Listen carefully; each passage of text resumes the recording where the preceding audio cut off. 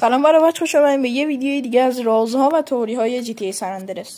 شما وقتی به این شهر میاد، شهر سوم GTA San Andreas، یک فرودگاه این شهر داره که شما بیاید آخر این فرودگاه دقیقاً همینجا.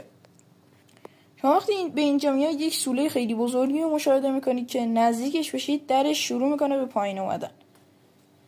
وقتی داخلش رو نگاه میکنید یک هواپیمای گول پیکر میبینید که هر بار شما بیاین اینجا این هواپیما با رنگ متفاوت اسپام میشه.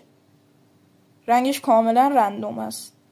شما میتونید سوار این هواپیما بشید و باش پرواز رو تجربه بکنید. خیلی چیز باحالیه و فقط هم تو این فرودگاه هستش. تو فرودگاه دیگه نمیتونید این هواپیما رو پیدا کنید. من میارم بیرون کامل بهتون نشون میدم.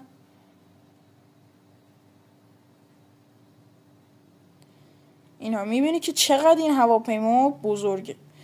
مرسی که تا اینجای ویدیو من همراه بودی. لایک ویدیو فراموشتون نشه تا یه ویدیو از رازها و تئوری‌های GTA. فعلا خدا نگهدار.